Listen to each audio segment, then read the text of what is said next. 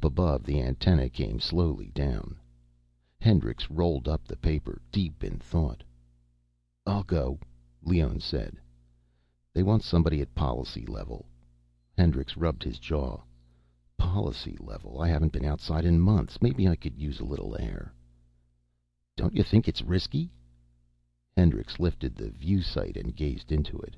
The remains of the Russian were gone. Only a single claw was in sight. It was folding itself back, disappearing into the ash like a crab, like some hideous metal crab. "That's the only thing that bothers me." Hendricks rubbed his wrist. "I know I'm safe as long as I have this on me, but there's something about them. I hate the damn things. I wish we'd never invented them. There's something wrong with them. Relentless little—" "If we hadn't invented them, the Ivans would have." Hendricks pushed the sight back. "Anyhow, it seems to be winning the war. I guess that's good." "Sounds like you're getting the same jitters as the Ivans." Hendricks examined his wristwatch. "I guess I better get started if I want to be there before dark." He took a deep breath and then stepped out onto the gray, rubbled ground. After a minute, he lit a cigarette and stood gazing around him. The landscape was dead. Nothing stirred.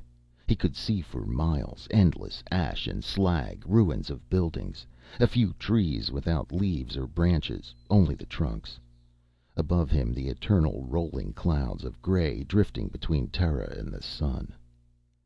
Major Hendricks went on. Off to the right, something scuttled, something round and metallic. A claw going lickety-split after something. Probably after a small animal, a rat. They got rats, too, as sort of a sideline. He came to the top of the little hill and lifted his field glasses. The Russian lines were a few miles ahead of him. They had a forward command post there. The runner had come from it. A squat robot with undulating arms passed by him, its arms weaving inquiringly. The robot went on its way, disappearing under some debris. Hendricks watched it go. He had never seen that type before. There were getting to be more and more types he had never seen, new varieties and sizes coming up from the underground factories. Hendricks put out his cigarette and hurried on. It was interesting, the use of artificial forms in warfare. How had they got started? Necessity. The Soviet Union had gained great initial success, usual with the side that got the war going. Most of North America had been blasted off the map. Retaliation was quick in coming, of course. The sky was full of circling disc bombers long before the war began. They had been up there for years. The discs began sailing down all over Russia within hours after Washington got it. But that hadn't helped Washington. The American bloc governments moved to the moon base the first year. There was not much else to do. Europe was gone, a slag heap with dark weeds growing from the ashes and bones. Most of North America was useless. Nothing could be planted, no one could live. A few million people kept going up in Canada and down in South America, but during the second year, Soviet parachutists began to drop. A few at first, then more and more. They wore the first really effective anti-radiation equipment. What was left of American production moved to the moon along with the governments.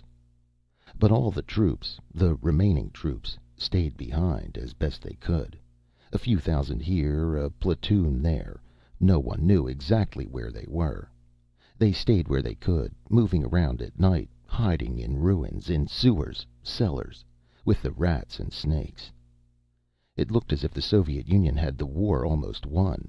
Except for a handful of projectiles fired off from the moon daily, there was almost no weapon in use against them. They came and went as they pleased. The war, for all practical purposes, was over. Nothing effective opposed them. And then the first claws appeared. And overnight the complexion of the war changed. The claws were awkward at first, slow. The Ivans knocked them off almost as fast as they crawled out of their underground tunnels. But then they got better, faster, and more cunning. Factories on all Terra turned them out. Factories a long way underground, behind the Soviet lines. Factories that had once made atomic projectiles, now almost forgotten.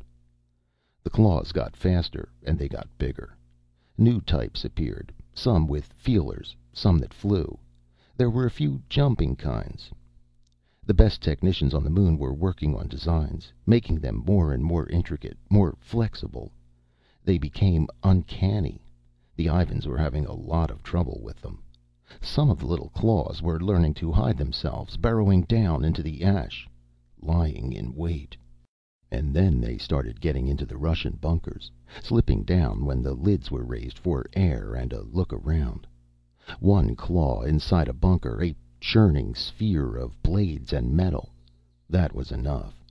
And when one got in, others followed. With a weapon like that, the war could not go on much longer. Maybe it was already over. Maybe he was going to hear the news. Maybe the Politburo had decided to throw in the sponge.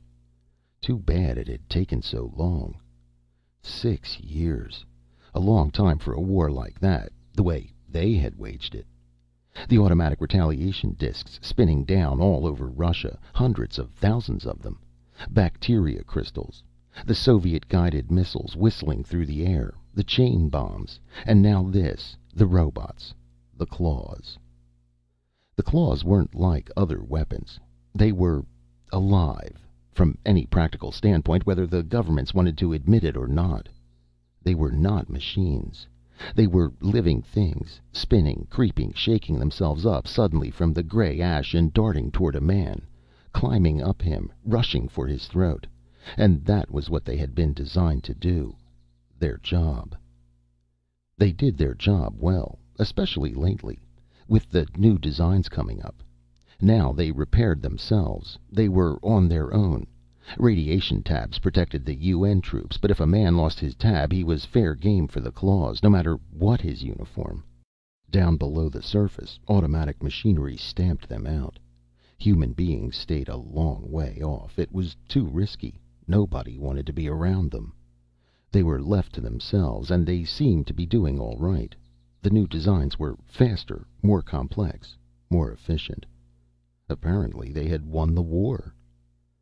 Major Hendricks lit a second cigarette. The landscape depressed him. Nothing but ash and ruins. He seemed to be alone, the only living thing in the whole world. To the right of the ruins of a town rose up a few walls and heaps of debris. He tossed the dead match away, increasing his pace.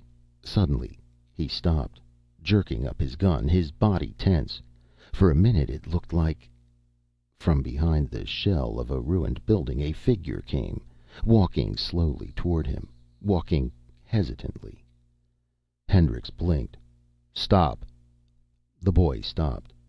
Hendricks lowered his gun. The boy stood silently, looking at him. He was small, not very old, perhaps 8, but it was hard to tell. Most of the kids who remained were stunted.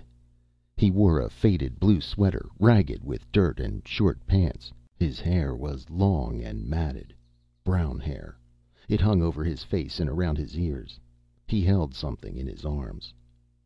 "What's that you have?" Hendricks said sharply.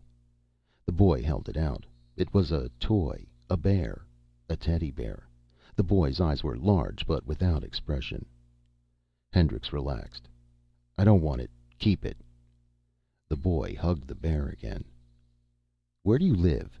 Hendricks said. "In there." "The ruins?" "Yes." "Underground?" "Yes." "How many are there?" How many?" "How many of you? How big's your settlement?" The boy did not answer. Hendricks frowned. "You're not all by yourself, are you?" The boy nodded. "How do you stay alive?" "There's food." "What kind of food?" "Different." Hendricks studied him. "How old are you?" 13." It wasn't possible. Or was it? The boy was thin, stunted, and probably sterile. Radiation exposure. Years straight. No wonder he was so small. His arms and legs were like pipe cleaners, knobby and thin. Hendricks touched the boy's arm. His skin was dry and rough. Radiation skin. He bent down, looking into the boy's face. There was no expression. big eyes.